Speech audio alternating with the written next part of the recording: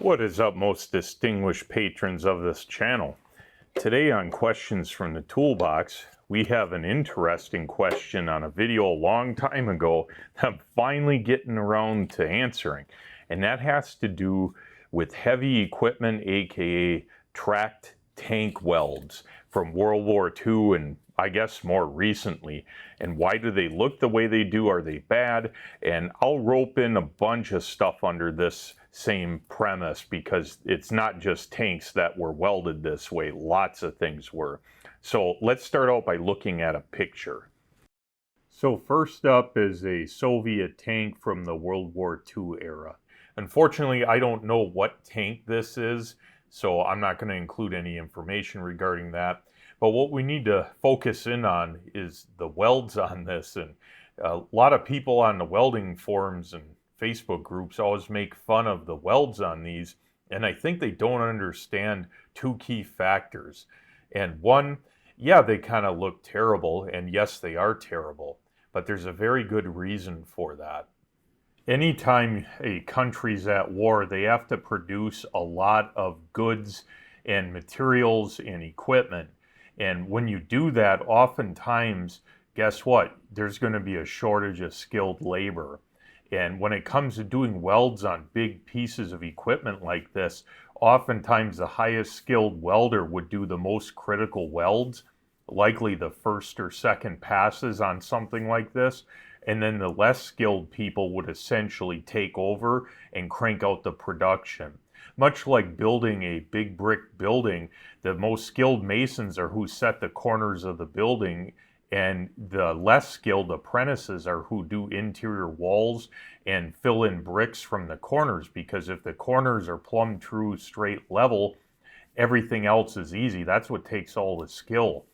And I think that's what we're looking at here is simply the less skilled workers did the less critical work. So the actual quality that the welds need to be as well is not really hugely detrimental, I guess, if you have poor welds to something like this, because all you really need to do is stick those big, thick pieces of steel together so bullets and everything would just ricochet off of it, and hopefully it would stay together in one piece. And this isn't just a Soviet thing. This was very common building construction, even for tanks from the United States and even Germany to a certain extent, especially later in the war, you would see stuff like this. There was also a pretty heated discussion on why so many welds are run horizontal, and a lot of people disagreed as to what the reason was, and here's my opinion on it. You can train someone to run a stick rod. By the way, this appears to be all stick welded, but you can train pretty much anyone to weld a horizontal weld in a matter of a day or two. To do a vertical up weld or a root pass or any of that, that takes far more skill to do a quality weld. So I think that they did horizontal welds to fill that in simply because you could take someone with virtually no skill and at least have it glued together somewhat. And had they ran stringers uphill and whatnot, I don't believe that, well, they didn't have the manpower, likely.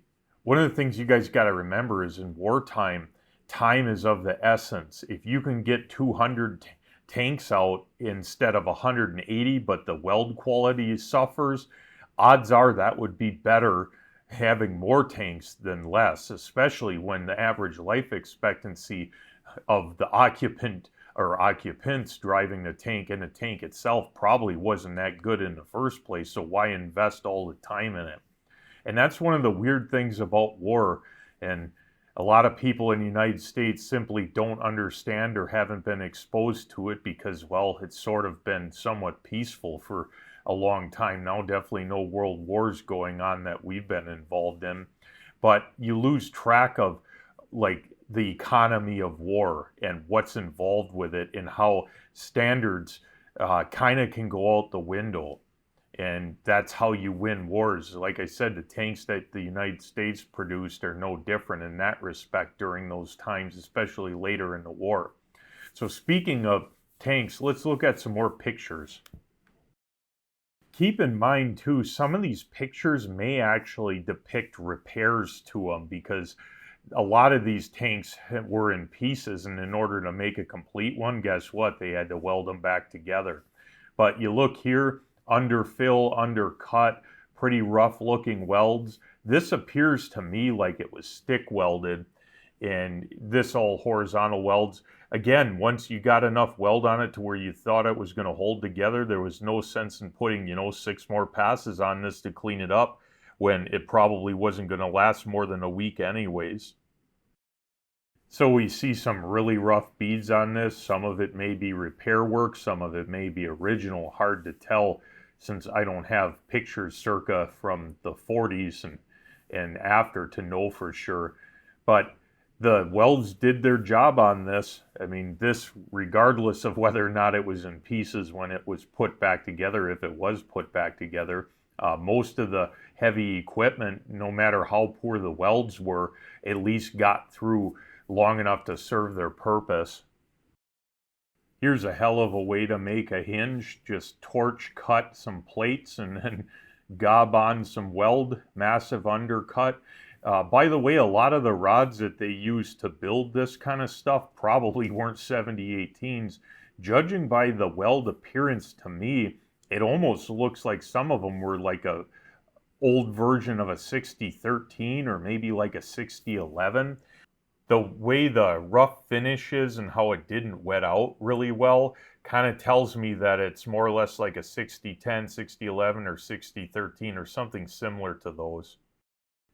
It's hard to tell if that was a weave on the left there. I think in another picture that I saw that they were more or less stacking horizontal stringers to make it all the way up, which would make sense. Again, it goes back to the skill level required to do that versus run uphill stringers. Way harder to do uphill stringers. I also believe that almost all the pictures here were likely done with stick welding, and they made like big old ship rods, like 3/16, quarter-inch rods, hell, even 3/8 rods. And those, you can get a lot of metal down on flat position welds in a hurry. And later in the video, I got a couple really massive ones that are fun to look at. So here's an American Sherman tank by the look of it. And the weld quality on these overall was probably better on average than something from the Soviets. But that's not saying much because, again, even in this country, in America, we had issues producing enough tanks for the war effort. Case in point, these welds right here, this no doubt was done as like lap welds on top of one another, and it does not appear to be a weave. Some of it's done vertical up, some of it isn't. Like, you can tell that a bunch of different people were welding on this because the quality's kind of all over the map on this one. This here, it's hard to say what rod this was. This is closer to looking like 7018, but something isn't quite right about it. But this clearly was done by a higher skilled welder. Even with that said, we got cold toes, lack of fusion at the top, possibly undercut. But again, it served its purpose.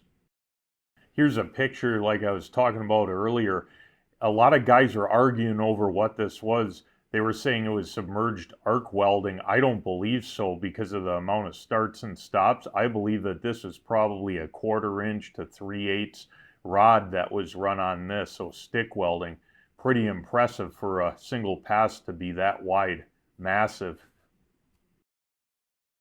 So this here is pretty rough looking, I'll admit that. And I'm not entirely convinced that this was done at the factory and it rolled out that way. To me, this looks almost like an infield repair attempt or some kind of, grab some thick steel and let's put it on here to beef it up so it survives longer in the field per se. That's what I think this is, but again, I could be wrong. I'm not an expert in these kinds of things. So when it comes down to it, I think what we really see with a lot of this vintage heavy equipment is simply a multitude of factors. It's a lack of money, a lack of skilled talent, a lack of time, probably the time more than anything. And you have to do what you have to do. And I can't stress enough, when you need 300 pieces of equipment and you have enough to build 200 and you have enough workers to do 150, You come up with shortcuts. And what you saw in this video and what a lot of the people have been talking a lot about on the internet forums is really comes down to necessity. And trust me, I think everyone would have liked to have had a lot better welds on stuff like this, but it just wasn't possible. It didn't make sense, and it would have been a waste of time.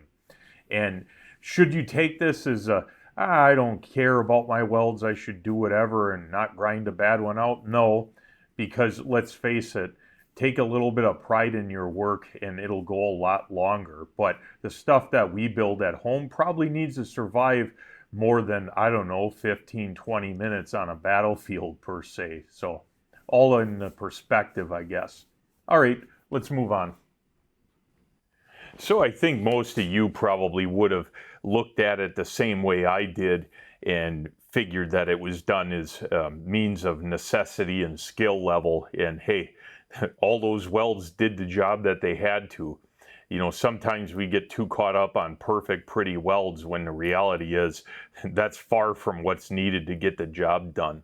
So with that said, thanks for sticking around for the video. Until next time.